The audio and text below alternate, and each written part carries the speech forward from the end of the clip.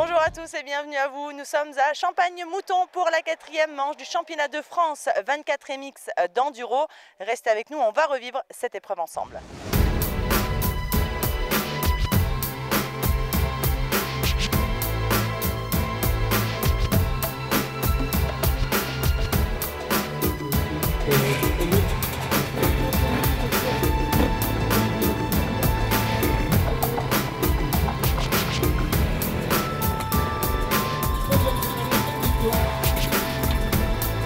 Le moins que l'on puisse dire, c'est que cette première journée de compétition nous a réservé un paquet de surprises.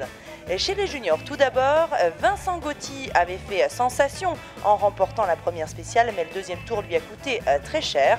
Le pilote Cherco Academy est redescendu à la 5e position.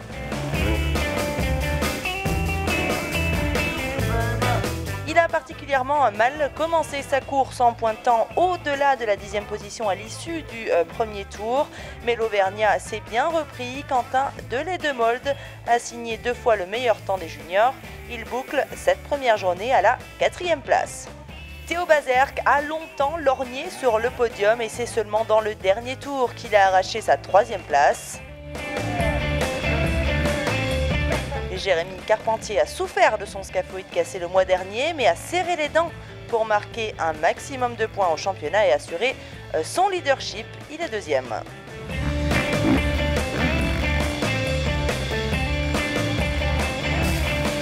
Tout en haut du podium, c'est une surprise qui fait chaud au cœur. Blessé l'an dernier sur le mondial alors qu'il était 3e du championnat et qu'il menait le championnat de France d'une main de fer. Cette saison 2015 rimait avec enfer depuis le début d'année. Jérémy Miroir semble retrouver définitivement la forme.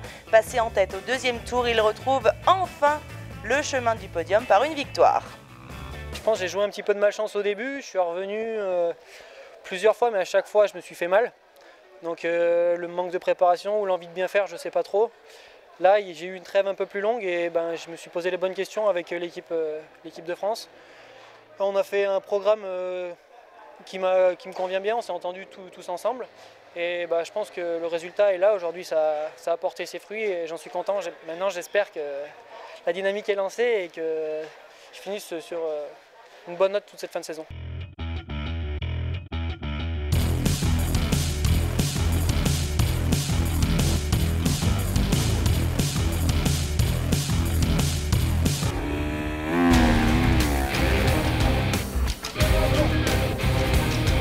Chez les élites 1, les petites cylindrées 125 de temps à 254 temps, Benoît Fortunato n'a pas eu la réussite espérée.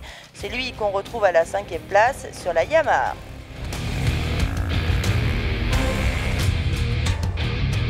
Quatrième position pour Anthony Boissière, mal à l'aise, il nous a confié qu'il n'a certes pas réussi à être bien dans le rythme, mais que devant, ça avait roulé très fort.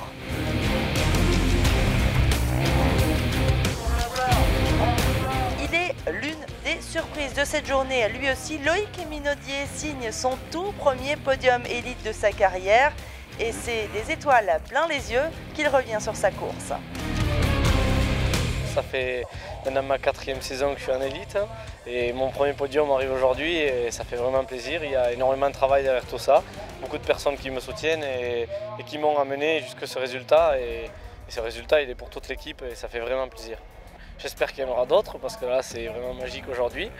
Et puis après j'ai une autre aventure qui se prépare avec le Dakar et une année super chargée, quoi. Devant, Julien Gauthier a commencé fort en prenant la tête des élites 1 après la première spéciale. Mais la suite a été plus compliquée. Impossible de réellement mettre en difficulté celui qui s'impose et accroisse un peu plus son avance au championnat.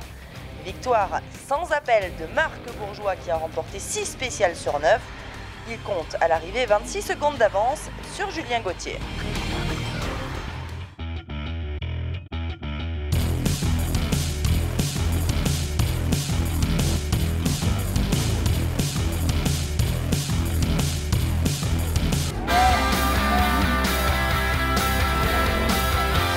Chez les mid-size du Elite 2, 5e position pour le très jovial Kevin Panis qui a été très régulier. Il s'est d'ailleurs montré plus incisif sur l'extrême avec le 3e temps de la catégorie à 2 reprises. Mauvais mauvais choix, trop de pression, on peut se poser des questions au sujet de Romain Dumontier qui a changé de cylindrée pour revenir sur un 2,5 de temps qui lui avait valu de belles heures l'an dernier. Malgré les absences de Romain Boucardet et Nicolas Deparoy, le pilote Yamaha Severs n'est pas parvenu à trouver le chemin du podium. Il est 4e.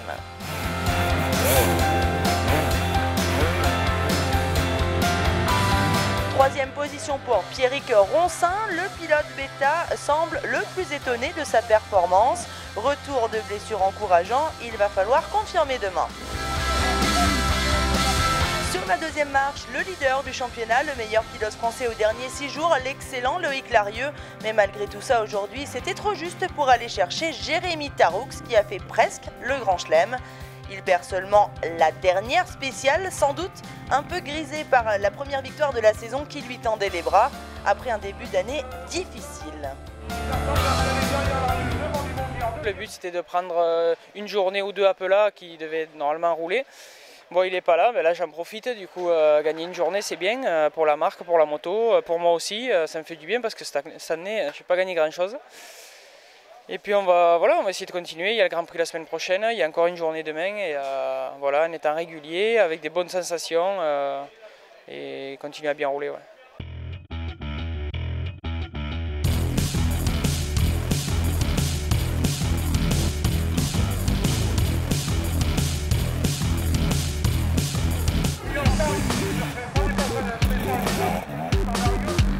Chez les élites 3, malgré le titre de champion du monde par équipe, acquis en Slovaquie aux 6 jours, Jérémy Joly n'a pas honoré son statut.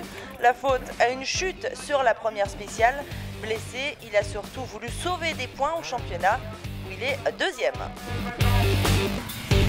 Kevin Romer progresse et se rapproche dangereusement du podium, une 4e place d'autant plus encourageante que le rythme a été très élevé devant.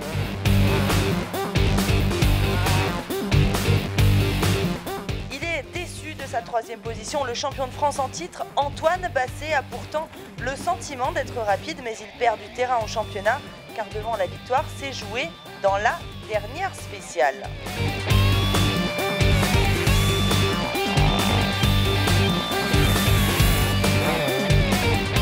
Il dira que c'est l'histoire de sa carrière d'échouer à la fin de la journée, mais ce que nous retiendrons tous, c'est une vitesse et une détermination sans faille de Manuel Bepard.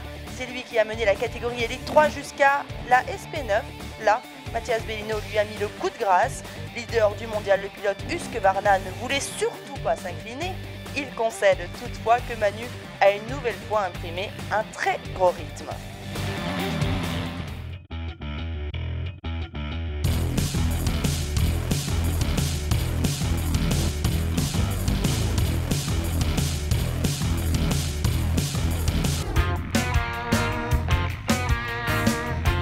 Chez les filles, Tracy Morandin monte sur la 3e marche du podium.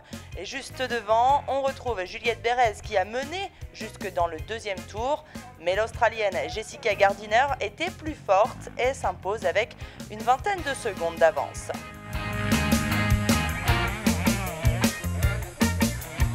Enfin, chez les espoirs, Anthony Bourseau est 3e. Alexis Beau, quant à lui, s'est bien accroché à la 2e place. Thomas Dubost était le plus fort, mais ne gagne qu'avec 2 secondes 8 d'avance. C'est très serré chez les jeunes. Rendez-vous demain pour la seconde journée du championnat de France 24 MX Enduro à Champagne-Mouton. Ciao, ciao!